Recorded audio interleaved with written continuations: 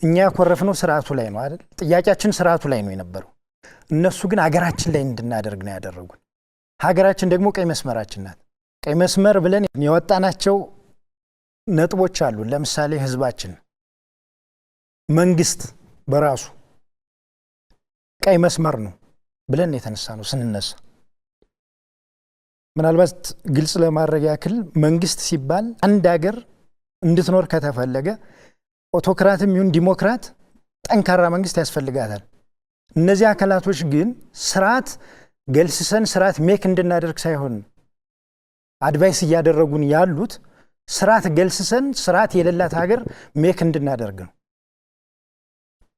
ሌላኛው ህዝባችን ነው።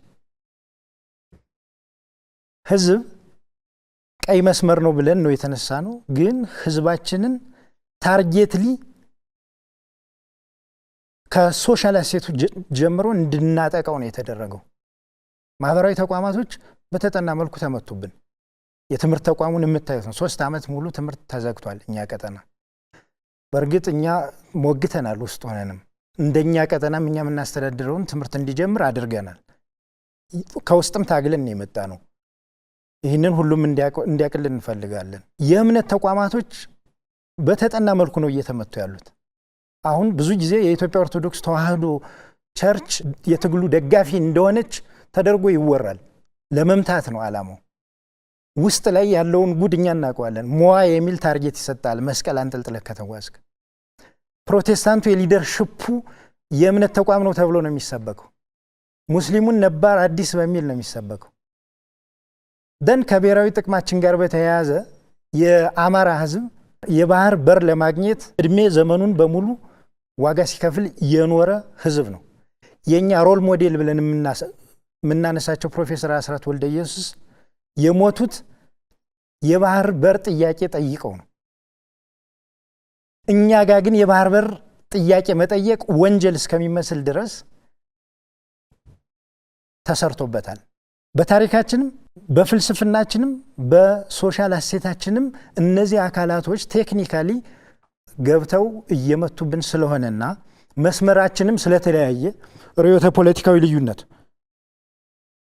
ስለተፈጠረ በእኛና በአመራሮቹ መካከል ስልት ለመቀየር ተገደናል። አሁን እኛ የመጣ ነው ስልት ቀይረን ጥያቄዎቻችን ተመልሰውልን አይደለም የመጣ ነው። ቅድም የጠቀስኩልህና ዘርዝረን የያዝናቸው ብዙ ጥያቄዎች አሉን። እነሱ ጥያቄዎች አልተመለሱም። ግን አሁን በነበርንበት መንገድ ብንሄድ እነዚያ ጥያቄዎችም ሊመለሱ ስለማይችሉና እኛም የያዝነው መንገድ ቅድም ያነሳውልን ቀይ መስመሮች የሚያጠፋብን ስለሆነ እና ሀገራችንን ልናፈርስ ስለሆነ ስልት ቀይረን ወደ ጠረጴዛው መጠናል። ለምን?